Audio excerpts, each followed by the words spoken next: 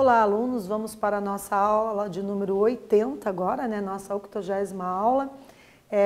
Vamos começar já essa aula mais uma vez, dando os parabéns a todos vocês pelo empenho, dedicação, interesse nos estudos, né? Também lembrando aos estudantes que têm acesso ao aplicativo do Google Classroom para responder o formulário de questões e clicar lá no link para validar a presença de vocês, né?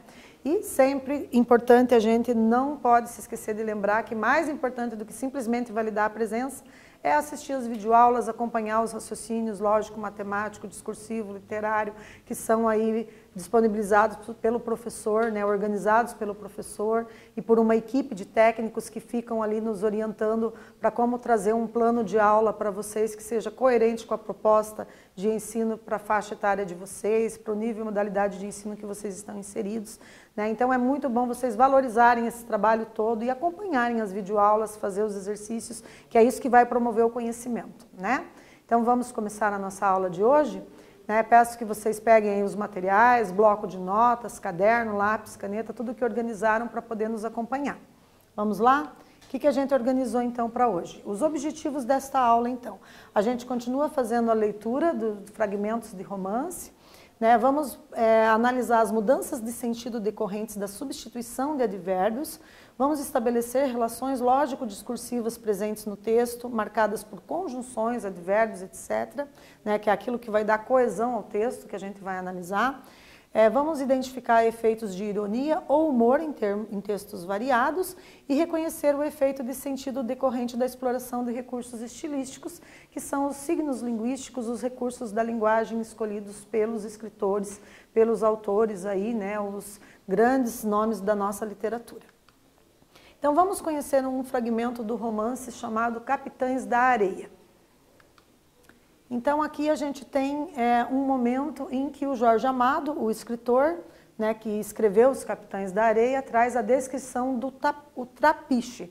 Trapiche era o local onde ficavam as crianças abandonadas, moradoras de rua, né, se localizava em Salvador, em 1930, lá pela década de 30, né, e o Jorge Amado foi e fez um romance, escreveu sobre como que era a organização da vida desses meninos e meninas que viviam ali abandonados, né, sem uma instituição de acolhimento que os acolhessem, né, sem uma família, um lar, enfim, totalmente desprovidos de políticas públicas do Estado, né, diferente do que temos hoje, né, para tratar essa questão da criança abandonada, da criança que não tem um lar para morar, certo? Então a gente tem ali que o Jorge Amado, ele partiu da realidade, ele se inseriu no meio dos meninos de rua de Salvador desse período, para poder aprender com eles como que eram as estratégias de sobrevivência deles, para poder conhecer a cultura deles, os costumes, os hábitos, como que eles construíam o pensamento, os valores, os princípios morais e éticos de vida, né? Então ele se inseriu ali no meio dos meninos de rua e fez um texto ficcional. Então a literatura dele partiu da realidade para compor um texto de ficção, né? Para compor um romance. Né? Daí que a gente tem muitas partes do romance que tem muita verossimilhança, ou seja, muitas semelhanças com a verdade se aproximam muito da realidade, né? Daquele contexto cultural vivenciado por essas crianças nesse período. Ok? Então vamos ler aqui, pessoal, um fragmento. Então ele começa assim: sob a lua, num velho trapiche abandonado, as crianças dormem. Antigamente, aqui era o mar. Nas grandes e negras pedras dos alicerces do trapiche, as ondas ora se rebentavam fragosas, ora vinham se bater mansamente. A água passava por baixo da ponte sob a qual muitas crianças repousam agora, iluminadas por uma reste amarela de lua. Desta ponte saíram inúmeros veleiros carregados. Alguns eram enormes e pintados de estranhas cores, para a aventura das travessias marítimas. Aqui vinham encher os porões e atracavam nesta ponte de tábuas, hoje comidas. Antigamente, diante do trapiche, se estendia o mistério do mar-oceano. As noites diante dele eram de um verde escuro, quase negras, daquela cor misteriosa que é a cor do mar à noite. Aos poucos, lentamente, a areia foi conquistando a frente do trapiche. Não mais atracaram na sua ponte os veleiros que iam partir carregados. Não mais trabalharam ali os negros musculosos que vieram da escravatura. Não mais cantou na velha ponte uma canção um marinheiro nostálgico. A areia se estendeu muito alva em frente ao trapiche. E nunca mais encheram de fardos, de sacos, de caixões, o imenso casarão. Ficou abandonado em meio ao areal, mancha na brancura do cais. Durante anos foi povoado exclusivamente pelos ratos, que aí atravessavam em corridas brincalhonas, que rolam a madeira das portas monumentais, que o habitavam como senhores exclusivos. Em certa época, um cachorro vagabundo o procurou como refúgio contra o vento e contra a chuva. Na primeira noite não dormiu, ocupado em despedaçar ratos que passavam na sua frente. Dormiu depois de algumas noites, ladrando à lua pela madrugada, pois grande parte do teto já ruíra e os raios da lua penetravam livremente, iluminando o assoalho de tábuas grossas. Mas aquele era um cachorro sem pouso certo e cedo partiu em busca de outra pousada. E os ratos voltaram a dominar até que os capitães da areia lançaram as suas vistas para o casarão abandonado. Vamos agora, pessoal, começar aquecendo aí, né? Vamos para o primeiro exercício da nossa aula. Então, observem o fragmento do romance. Sob a lua, num velho trapiche abandonado, as crianças dormem. A voz do narrador nesse enunciado pode ser considerada. Primeira proposta, em primeira pessoa, pois se percebe que o narrador participa dos acontecimentos que compõem um enredo, ou em terceira pessoa, pois já se verifica que o narrador se refere a acontecimentos não vivenciados por ele. Um tempo para vocês pensarem aí.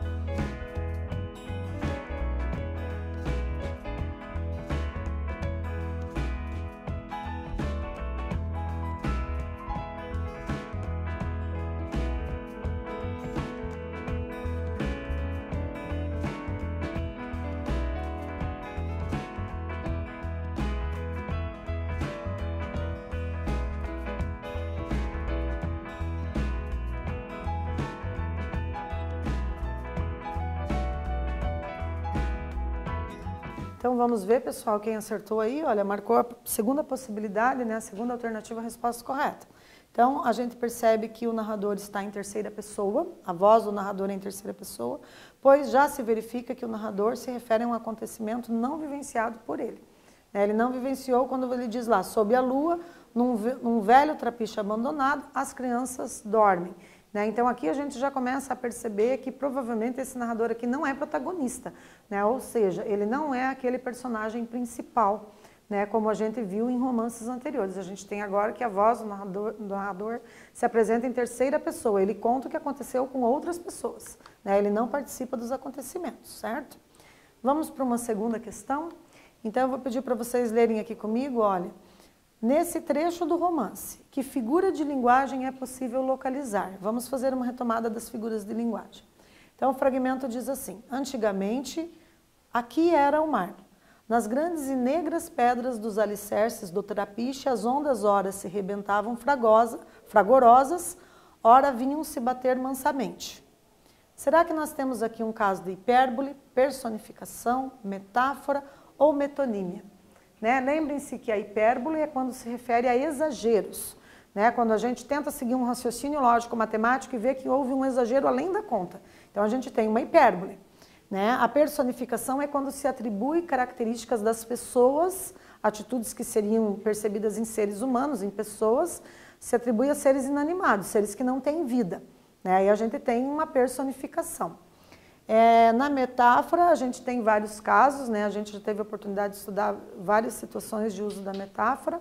Né? É quando eu uso uma linguagem altamente figurada, né? Uma linguagem que não é utilizada no sentido real. Né? A gente tem, por exemplo, na literatura, um dos nomes grandes da literatura, que é o José de Alencar, quando ele constrói lá a história dos índios, de como que os índios interagiram com os portugueses na época do descobrimento, né? Num dos seus romances ele tem a história da Iracema, que Iracema inclusive é o título do romance. Né? E a Iracema ele considerava a virgem dos lábios de mel. Então não tem como uma pessoa ter os lábios de mel. Né? Talvez fossem tão doces quanto o mel, mas ele não utiliza a expressão tão quanto, que seria uma comparação. Ele usa uma metáfora. Né? Quando ele diz ela tinha os lábios de mel, a gente tem uma metáfora. Né? E outras várias situações em que a linguagem aparece no sentido conotativo e não denotativo, não real. Né? E na metonímia a gente tem situações em que a gente viu aí também exaustivamente, né, nas outras aulas. Nós temos a parte pelo todo, né? Então, sintetizando, talvez a metonímia seria isso, né? Então, eu já citei vários exemplos, por exemplo, quando eu digo lá, fui comprar Bombril, se referindo à lã de aço, né? Então, eu tenho ali a troca da marca pelo produto, né? Eu bebi Coca-Cola. Não, você não bebeu o fabricante, você bebeu o refrigerante. Né? Eu li o Machado de Assis. Não, você leu os livros dele e não o autor. Então, a gente tem casos de substituição da marca pelo produto, do autor pela obra, né? E a gente sintetiza como sendo a parte pelo todo. Né? Então, de posse dessa retomada aí das figuras de linguagem, eu vou deixar o slide aqui para vocês pensarem e tentar acertar mais essa questão.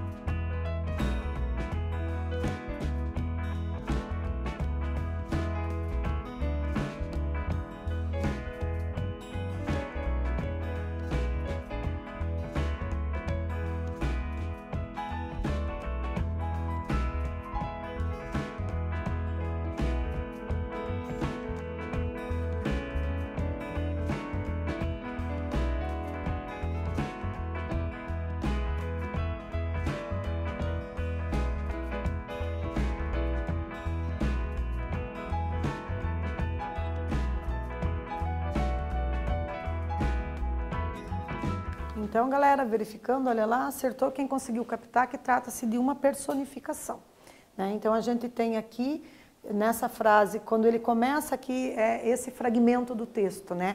Antigamente aqui era o mar, nas grandes e negras pedras dos alicerces do trapiche, as ondas, ora se rebentavam fragorosas, ora vinham se bater mansamente. Então, ele atribui vida às ondas, né? No sentido de certos sentimentos de empolgação, de energia, né? Quando ele usa ali a palavra fragorosas, né? Como se elas estivessem muito animadas, né? Para se rebentarem, né?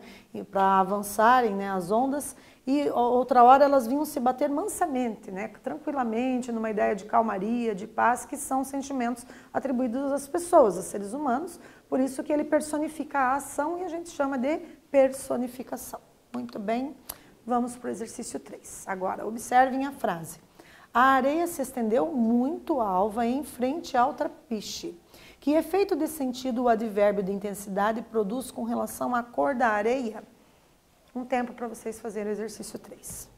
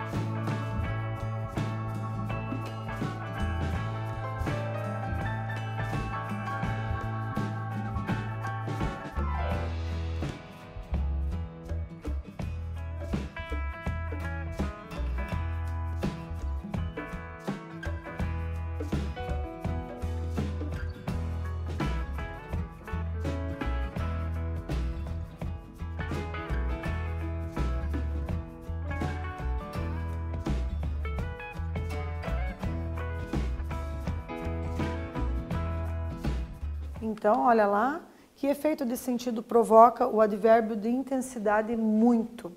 Ora, faz o leitor imaginar uma areia realmente muito branquinha. Intensifica a cor clara, né? Muito alva significa muito branquinha, muito clarinha, né? Então a gente tem ali esse advérbio de intensidade transformando a areia em algo ainda mais claro para abrir o imaginário do leitor, certo? Então acertou quem fez uma resposta parecida com essa proposta minha aqui. Muito bem, vamos para o exercício 4. Leia o fragmento do romance e assinale a alternativa correta. Sob a lua, num velho trapiche abandonado, as crianças dormem.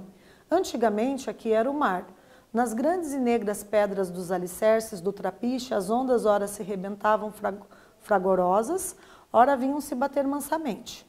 A água passava por baixo da ponte sob a qual muitas crianças repousam agora, iluminadas por uma recha amarela de lua. Nesse fragmento, é possível inferir que não havia luz no casarão abandonado? Ou o casarão tinha luz, mas as crianças não queriam acendê-la? O que vocês acham? Então agora esse fragmento exige um conhecimento extra-verbal do leitor, né, para poder tentar acertar essa questão aí, tá? Então um tempo para vocês aí.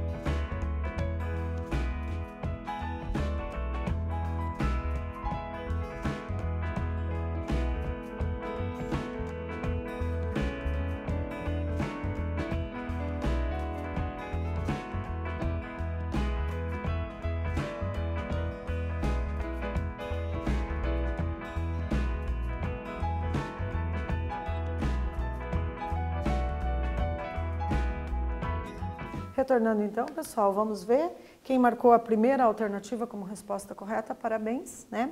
É possível inferir que não havia luz no casarão abandonado, né? Se tinha sido no passado, talvez uma senzala, um local onde os escravos ficavam ancorados, né, vindos ali, era uma região portuária, então os veleiros os traziam, provavelmente se estava abandonado, é um conhecimento de texto aí que a gente diz extraverbal, porque esse conhecimento está além do texto, né? Então o leitor ele infere esse significado. Provavelmente não havia luz, né? Não tinha ninguém para pagar a conta de luz.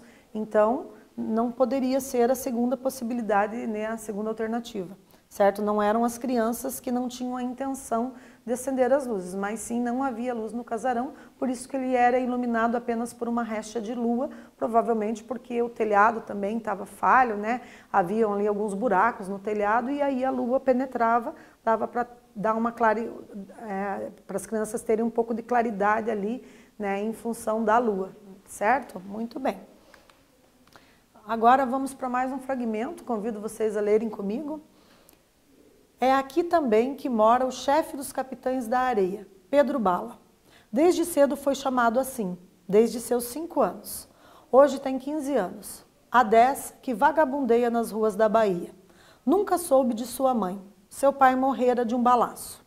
Ele ficou sozinho e empregou anos em conhecer a cidade. Hoje sabe de todas as suas ruas e de todos os seus becos. Não há venda, quitanda, botequim que ele não conheça. Quando se incorporou aos capitães da areia, o cais recém-construído atraiu para as suas areias todas as crianças abandonadas da cidade. O chefe era Raimundo, o caboclo, mulato, avermelhado e forte.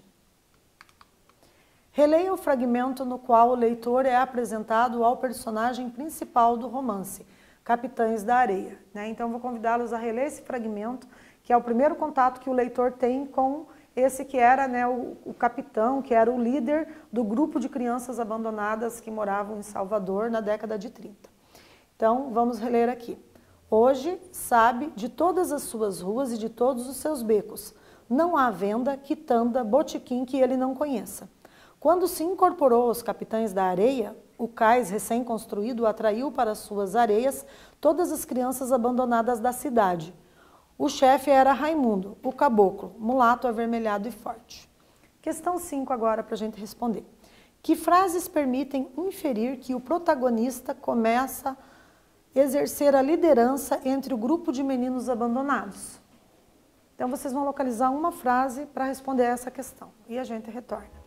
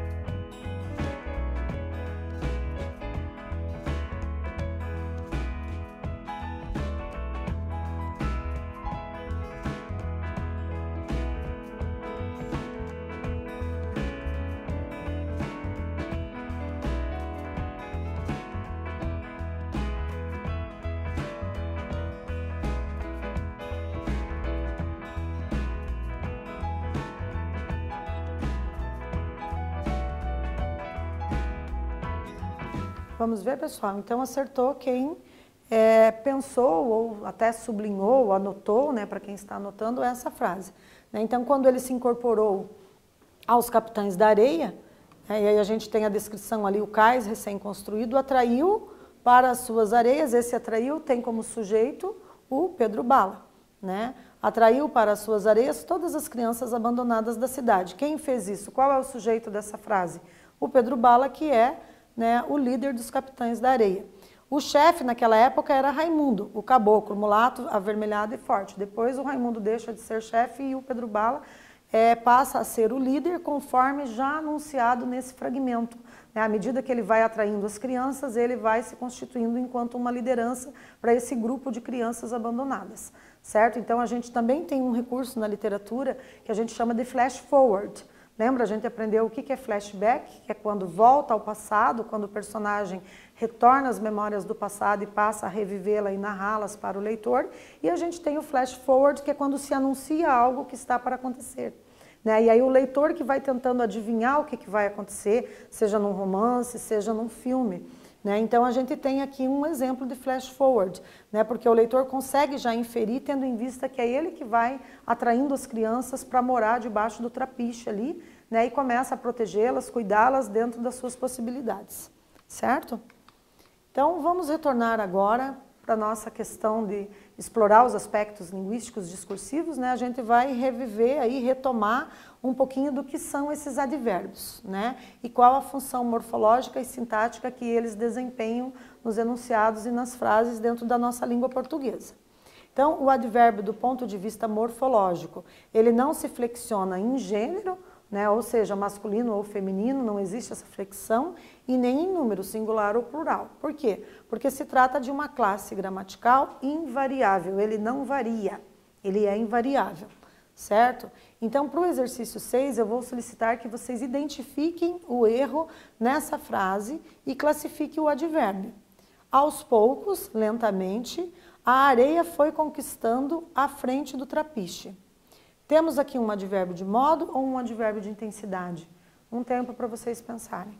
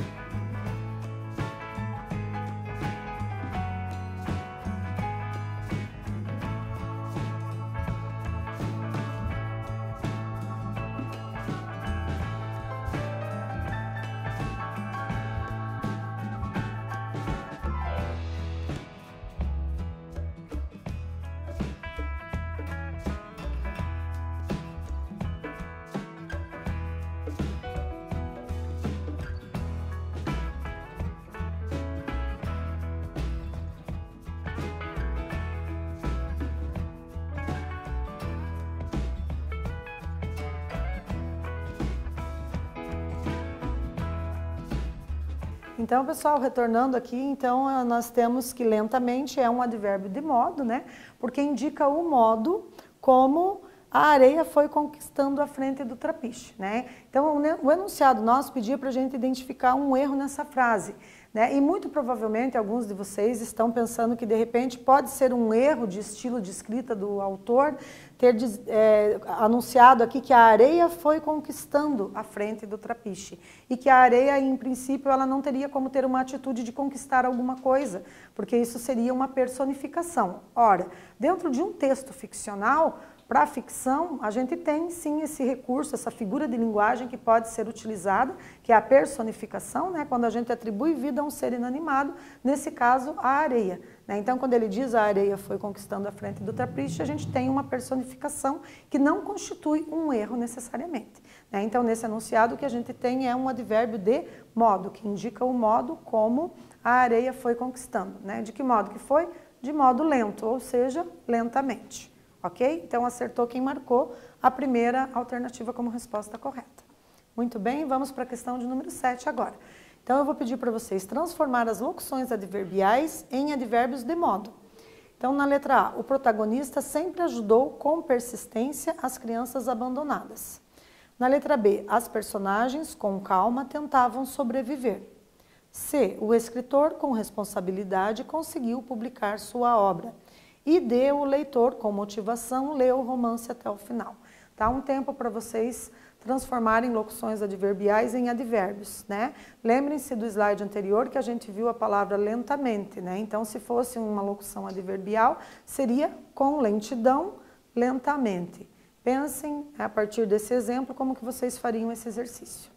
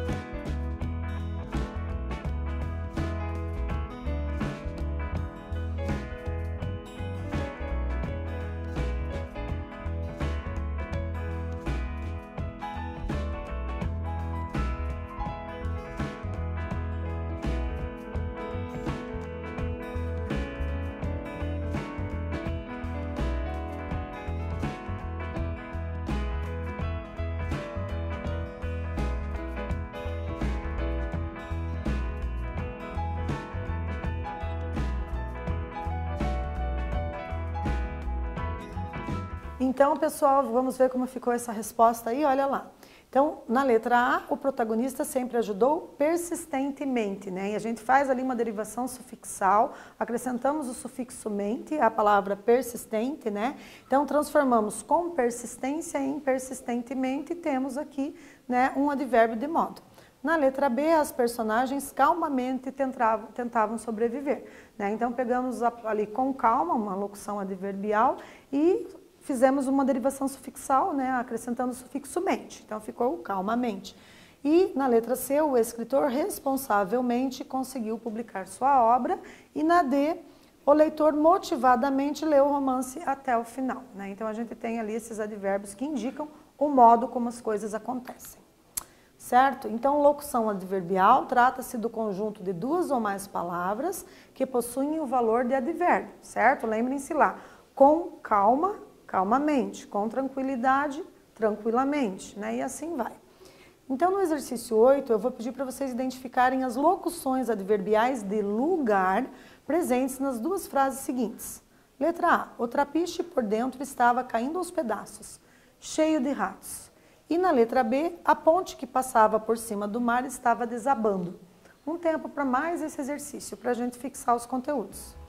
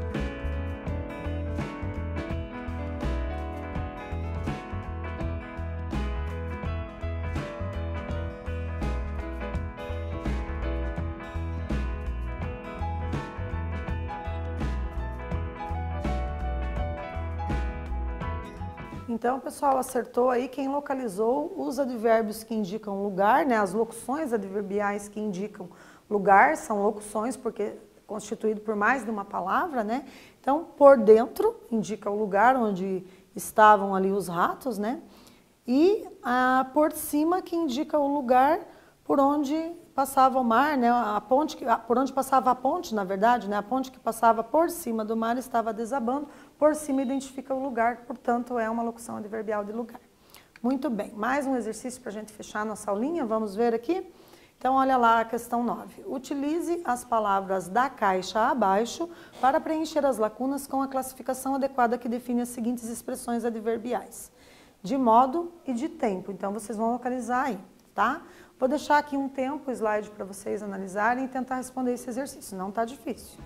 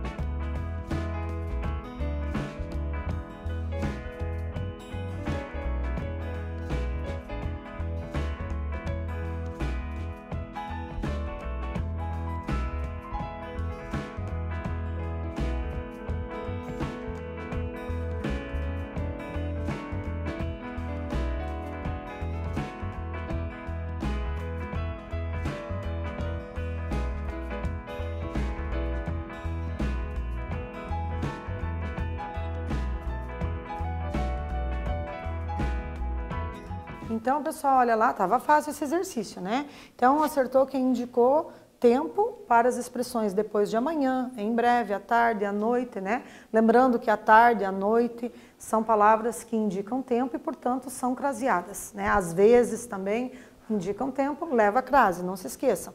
E de modo, à vontade, às pressas, às claras, à toa, também são palavras que marcadas pela crase, né? Vai a grafia da crase ali, que é aquele acento grave invertido ali, o contrário do acento agudo, ok? De mansinho, em silêncio, de cor, são expressões adverbiais de modo. Muito bem? Então, pessoal, outras expressões adverbiais, só para a gente retomar aqui. Então, por exemplo, de dúvida, a gente tem quem sabe, né? Eu já citei esse exemplo em aulas anteriores, né? Então, no exemplo, quem sabe a leitura promova a humanidade do leitor, né? Quem sabe ao ler um romance como Os Capitães da Areia, a gente consiga fazer aquele movimento de empatia, se colocar no lugar do outro e possa ter despertado a nossa humanidade, nosso senso humanitário, né? De compreender o ser humano e as suas razões para determinadas atitudes na vida, né? Temos também outras expressões adverbiais, como por exemplo de afirmação, né? No exemplo, com certeza o romance faz compreender as estratégias de sobrevivência de crianças abandonadas, certo? Uma locução adverbial aí que indica certeza, né? Então afirmação, eu afirmo. E de negação a gente tem no exemplo, de modo algum podemos abandonar o nosso semelhante, né? De modo algum, jamais, não podemos. Portanto, uma expressão adverbial de negação. Ok? Então, a nossa aula de hoje é isso, a gente vai ficando por aqui, né? Hoje a gente fez ali uma leitura de alguns fragmentos do romance, né, Os Capitães da Areia, do Jorge Amado, né? Verificamos como que pode ocorrer as mudanças de sentido decorrentes da substituição dos advérbios, fizemos uma análise das relações lógico-discursivas presentes no texto, né? E os efeitos de ironia, os efeitos de sentido decorrente da exploração de recursos estilísticos, né? Seguem as referências para vocês aprofundarem aí os estudos de vocês, né? A gratidão por terem aí assistido e acompanhado a mais essa videoaula e fiquem em casa se puderem.